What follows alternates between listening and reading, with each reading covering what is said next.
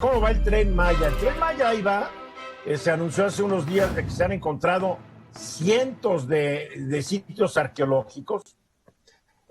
Algunos están acusando a Fonatur, que está a cargo del Tren Maya, de no estar respetando los acuerdos que hicieron con las mismas Naciones Unidas, de que la gente que sería desplazada por la construcción de la vía férrea, pues se les ayudaría a conseguir una vivienda digna, se les ayudaría, se les apoyaría. Aparentemente esto no está ocurriendo. Hay muchas denuncias en torno a la construcción de este proyecto.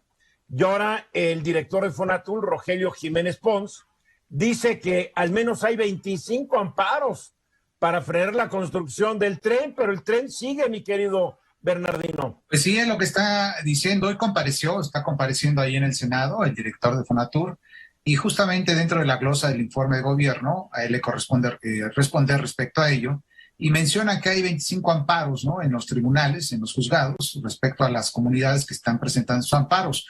Se habla de 327 personas que han firmado estos amparos, 47 personas de fiscal y de morales, 6 organizaciones y 70 comunidades que han presentado estos amparos, es decir, muchas personas en ese sentido han presentado estos amparos. Aquí hay algunas características, Eduardo, y justamente lo estás comentando, porque también se había firmado un protocolo ahí con las Naciones Unidas para reubicar a las personas que fueran afectadas en su momento por la construcción del Tren Maya.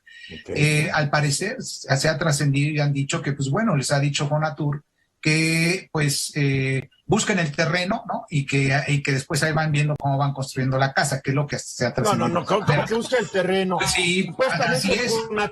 Fonatur lo tenía que hacer.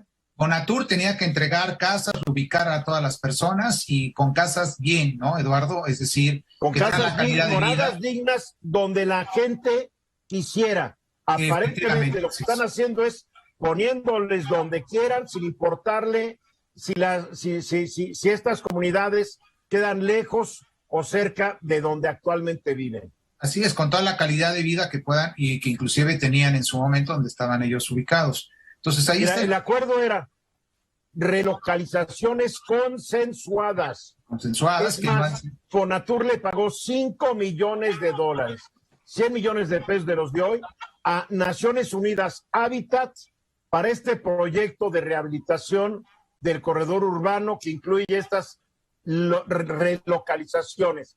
Han fallado ahí, aparentemente. Efectivamente, Eduardo. Y mira, la verdad es que aunque lo diga el director de Fonatur, los juicios de amparo, ¿no?, proceden en su momento cuando hay violaciones, por ejemplo, rompiendo este tipo de acuerdos, cuando la misma autoridad ha omitido, en un caso, por ejemplo, respetar los derechos humanos, ¿no? En este caso, por ejemplo, la casa digna, lo señala la misma propia Constitución, cómo se debe de reubicar en un momento determinado. Y otro aspecto de omisión en muchos ámbitos es el ambiental, ¿no? ¿Qué es lo que está pasando con el ambiente? La Constitución también lo señala, el derecho ambiental. Y por lo tanto, en ese sentido, pues, si están los amparos en trámite, al parecer, desde este momento, pues, se tendría que suspender en algunos tramos, no sé en qué partes, estas construcciones o esta construcción del Tren Maya. Creo que es importante entenderlo porque si la autoridad está ejerciendo una omisión, para eso están los juicios de amparo, para eso está este tipo de garantía que te protege a ti como ciudadano en contra de esas violaciones. Habrá que ver y la autoridad va a determinar si efectivamente tienen la razón los amparistas o no, pero eso ya a la autoridad le corresponde. Lo cierto es que se han presentado, al menos así se está reconociendo por parte de la autoridad, 25 amparos. Hay varias personas involucradas en las firmas de estos amparos y esto pues tiene un procedimiento que seguir en su momento, ¿no? Carlos. A mí me da mucho gusto que la gente se ampare, que los amparos cuando procedan se respeten. Claro. Porque en gobiernos anteriores, cuando una administración hacía una determinada obra y se amparaban los habitantes, no les importaba nada y se hacía la obra a cualquier costo.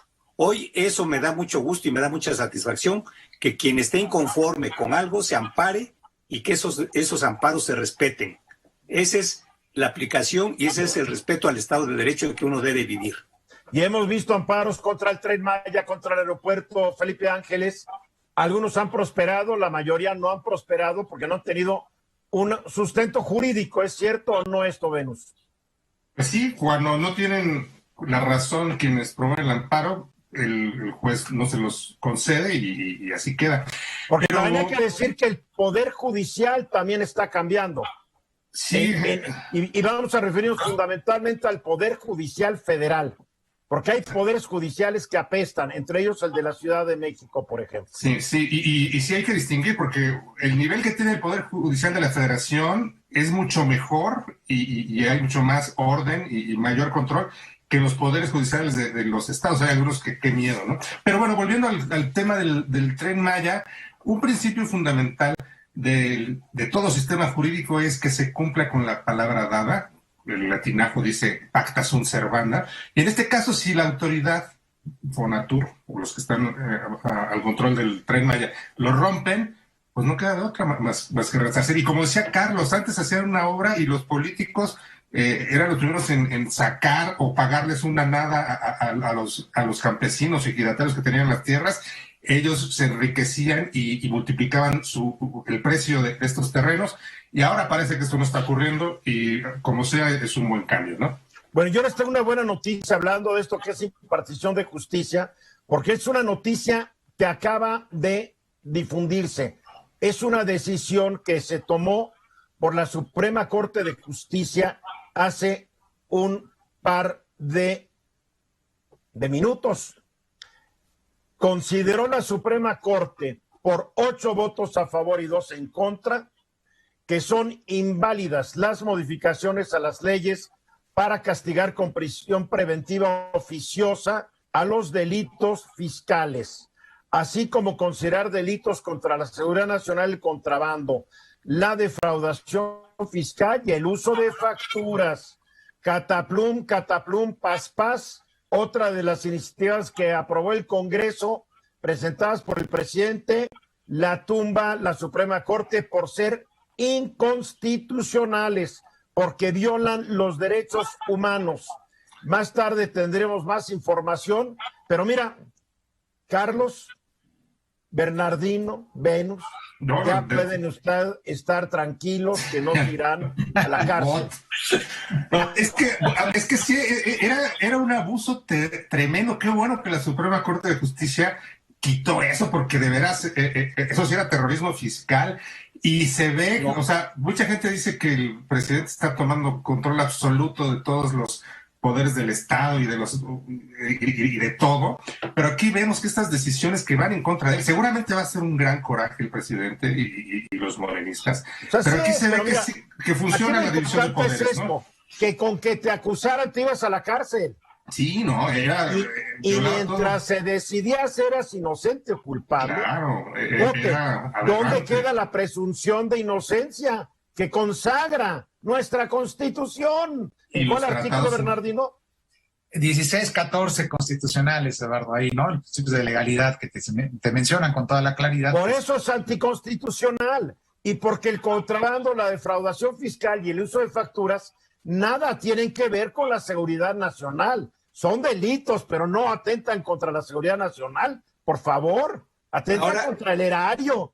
Pero digo, regresamos a lo mismo. ¿Dónde están los rateros del pasado y del presente que desde un cargo público usaron la uña larga para robarse el dinero, no? Sí, Carlos. Ahora, ¿dónde está ese autoritarismo del que tanto hablan? No hay autoritarismo. Entonces la Suprema Corte dice no va, no pasa y no pasa. Hasta ahí. Mira, lo que hay es un estilo nuevo de gobernar. Si el presidente no le parece, lo va a decir. Sí. Y a la gente eso le gusta, y eso explica que está en el 60-65% de aprobación de su gestión. Porque el presidente no se queda callado, él dice, pues no estoy de acuerdo. Y está en su derecho de decirlo. Está en su derecho. Antes que sea un presidente, respetaré la decisión de la Suprema Corte de Justicia de la Nación, y estaba con el hígado hecho nudo y por el otro lado manipulando para que cambiara la decisión. Yo prefiero un presidente que diga lo que piensa. Personalmente eso a mí me gusta. Sí.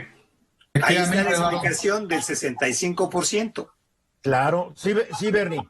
Sí, pero fíjate, Eduardo, sin duda, para eso el Estado de Derecho tiene un control de poderes, y en este caso es el Poder Judicial. El Poder Ejecutivo puede mandar, es decir, el Legislativo elabora las leyes, pero el control judicial es el que se encarga justamente de esto. Por eso la división de poderes en el Estado de Pero Derecho. eso no ocurría, Bernardino. Esto echa por tierra lo que Eso no decían ocurría algunos, antes. No, siempre ha ocurrido. Lo malo es que a lo mejor se presentaban malos argumentos. Por favor, no pequemos de ingenuos. No, a lo mejor tú pecas, pero yo no. No, Carlos, porque el derecho... Ya. Esta fue una producción de Grupo Fórmula. Encuentra más contenido como este en radioformula.mx.